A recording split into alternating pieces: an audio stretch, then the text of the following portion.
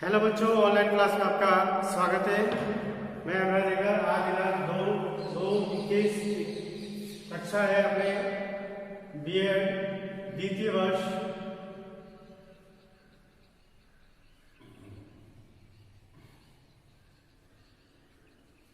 और विषय है अपने संस्कृत शिक्षण। संस्कृत शिक्षण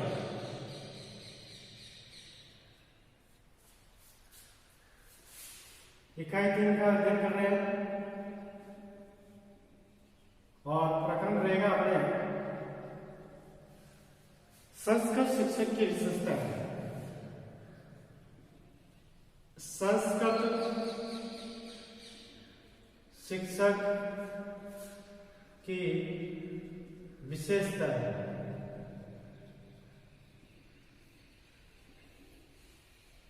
हर शिक्षक की कोई ना कोई विशेषताएं अवश्य होती है। कई बार मैं भी विद्यालय से पढ़ा हुआ हूँ और आप भी विद्यालय से पढ़े हुए हो। हम एक दो टीचरों के बीच में तुलना कर देते हैं।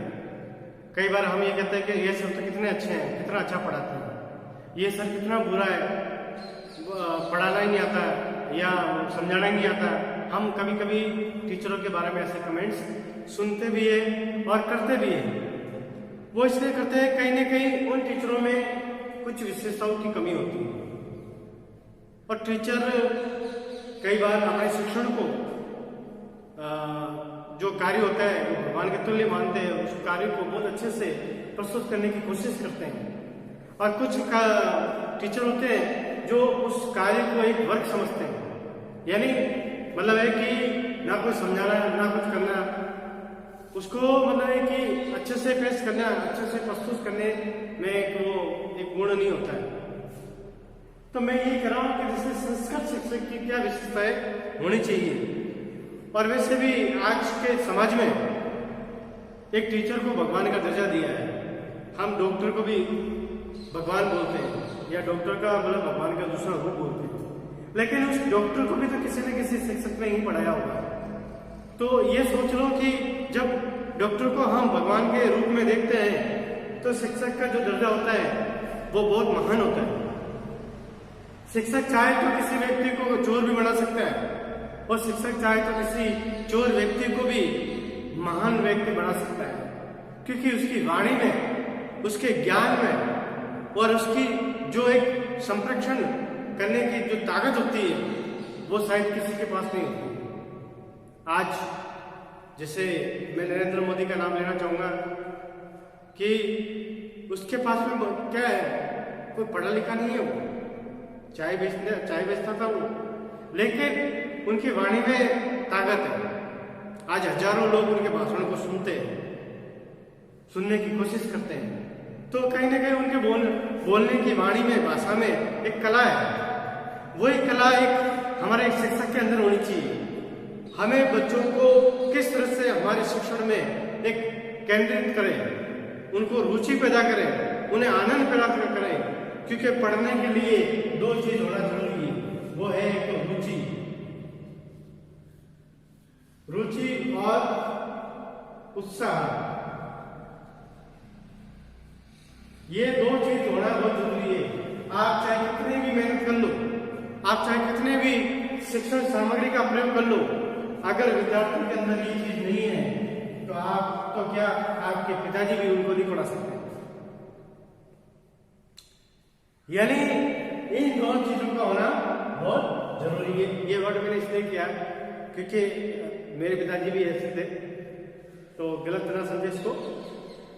ये बताइए कि बच्चों के अंदर रुचि होना जरूरी है और रुचि के साथ उत्साह होना जरूरी है। रुचि और उत्साह अगर दोनों होते हैं तो किसी चीज को जल्दी से समझा जा सकता है और उसको लंबे समय तक याद रखा जा सकता है। भारतीय संस्कृति में गुरु को विशेष महत्व दिया गया है। इसे आचार्य, उपाध्याय, अध्यापक आदि नामों से पुकारा जाता है। गुरु की ब्रह्मा विष्णु महेश के समान उसकी पूजा होती है। गुरुर ब्रह्मा गुरुर विष्णु गुरुर देवो महेश्वर गुरुर साक्षात परम ब्रह्म तस्मै श्री गुरुवे नमः। गुरु ही ब्रह्मा है, गुरु ही विष्णु है और गुरु ही सब कुछ है, महेश है और गुरु के बराबर कोई नहीं है। आज अगर कोई अपने क्षेत्र में तरक्की कर रहा है, अपने क्षेत्र में कोई नाम कमा रहा है, तो उसकी आधारशिला कहीं ना कहीं शिक्षक है। शिक्षक का मतलब ये नहीं है कि केवल वो स्कूल में पढ़ाने वाला है। शिक्षक वे सभी व्यक्ति जो अच्छा ज्ञान दे सके, एक भटके हुए के इंसान को राह दे सके, वो सभी उनके लिए क्या है? शिक्षक है। शिक्षक अपने माता पिता भी है, शिक्षक अपना दोस्त भी है, शिक्षक जो अपने स्कूल में पढ़ाता है वो भी है, शिक्षक जो अपने लिए अच्छा सोचता है वो सभी है, जो अपन को अच्छा सा ज्ञान दे सके वो सभी हमारे लिए शिक्षक है।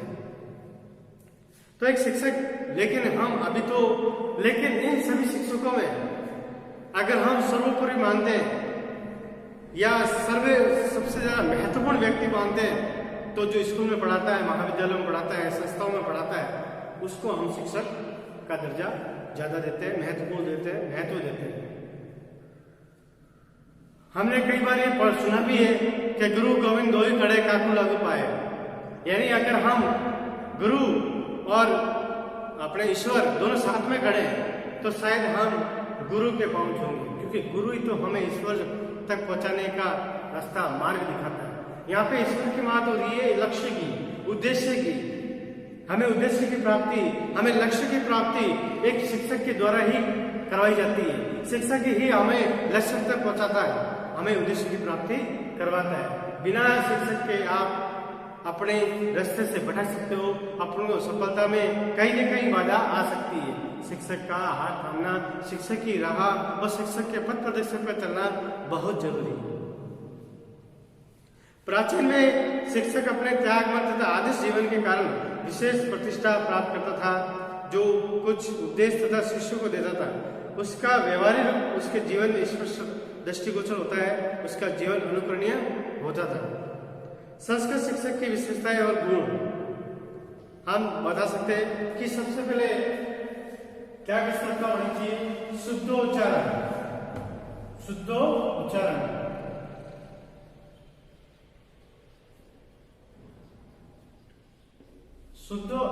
उच्चारण होता है, शुद्ध उच्चारण। एक संस्कृत शिक्षक के होने के नाते उसको जितना, अब आपने देखा होगा कि संस्कृत के जो शब्द होते हैं वो संयोगात्मक होते हैं, एक एक दो दो तीन तीन शब्द जुड़े हुए होते हैं।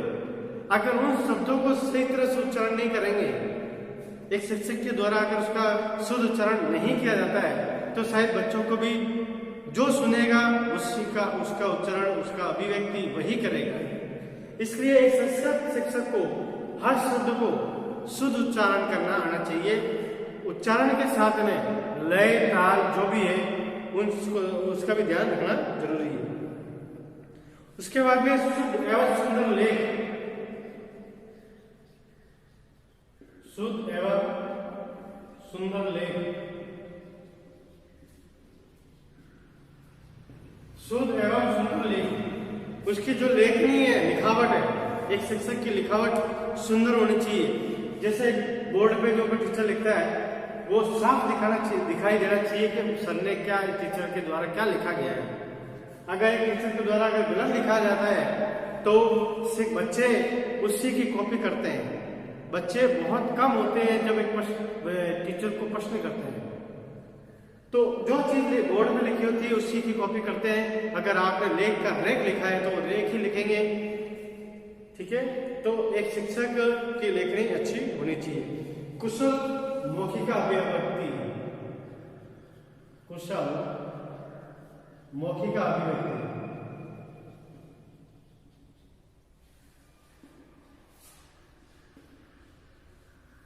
मतलब अच्छी मौखिक अभिव्यक्ति, अच्छा वक्ता, अच्छा प्रवक्ता, अच्छा बोलना आना चाहिए।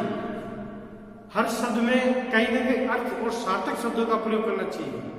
सार्थक शब्दों को प्रयोग करते हुए अपनी अभिव्यक्ति होनी चाहिए। हम क्या बोल रहे हैं ये स्पष्ट बच्चों को समझ में आना चाहिए। हम क्या समझा रहे हैं ये बच्चों को स्पष्ट आना चाहिए। हम क्या बोल रहे हैं बच्चों को समझ में नहीं आ रहा है, तो ऐसा तालमेल नहीं होना चाहिए। तो हमारी जो बोलने की जो वाणी है, हमारी जो लैंग्वेज है, एकदम सहज, सरल, सहज, अच्छे होनी चाहिए। फिर है संस्कृत भाषा में रुचि। संस्कृत भाषा में रुचि।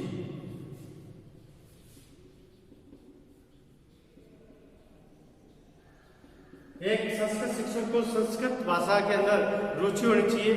ज्यादा से ज्यादा वो कमेंट्स करता है, ज्यादा से ज्यादा वार्तालाप करता है तो संस्कृत में ही होना चाहिए। अगर एक शिक्षक ही संस्कृत भाषा का प्रयोग नहीं करेगा तो फिर हम बच्चों से क्या उम्मीद कर सकते हैं या शिक्षार्थियों से क्या उम्मीद कर सकते हैं। इसलिए एक संस्कृत शिक्षक को हमेशा वार्तालाप करते समय या बच्चों को छोटे छोटे वाक्य संस्कृत में कहा जाए। फिर है वैज्ञानिक दृष्टिकोण। पांचवा है वैज्ञानिक दृष्टिकोण। आज का जो दौर है वो दौर कैसा है? वैज्ञानिक दृष्टिकोण। अगर आपने अपनी सोच को नहीं बढ़ाया, अपनी विचारधारा को नहीं बढ़ाया आगे, तो शायद आप कहीं पिछड़ जाओगे। आज जो युग है वो वैज्ञानिक युग है। अगर हमें संस्कृत की नई चीजों को जानना है तो अपडेट में रहना जरूरी है। आज के वर्तमान में रहना जरूरी है। आज वर्तमान में कौन सी चल रही है, बच्चे कौन सी भाषा को समझ रहे हैं, वो बिल्कुल समझना जरूरी है। फिर है सृजनात्मकता। सातवां है छठा है सृजनात्मकता। सृजनात्मकता बोलो या रचनात्मकता बोलो, एक ही वर्ड है। रचनात्मक ये वर्ड में इसलिए यूज कर रहा हूं कि एक संस्कृत शिक्षक के अंदर एक क्वालिटी होनी चाहिए। हम क्वालिटी की ही बात कर रहे हैं तो उसमें होना चाहिए कि रचनात्मक नई नई चीजों को जानकारी। हम नई नई चीजों को जानकारी कैसे कर सकते हैं और नई बातों को कैसे बच्चों को मतलब प्रस्तुत किया जाए, नई चीजों को बताना। फिर एक कुशल अभिनेता। केवल पिक्चर में जो काम करते हैं वो भी अभिनेता, वही अभिनेता नहीं होते। हर व्यक्ति अपने कार्य में अभिनेता है। एक मकान बनाने वाला मिस्त्री वो भी अपने आप में अभिनेता है। वो किस तरह से अपने काम को अच्छे से एकदम करता है। एक वकील भी अपने आप में अभिनेता है। हर व्यक्ति, छोटे से छोटा और बड़े से बड़ा व्यक्ति अपने कार्य में अभिनेता होता है।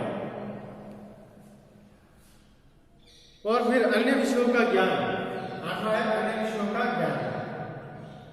अन्य विषयों का भी ज्ञान होना चाहिए।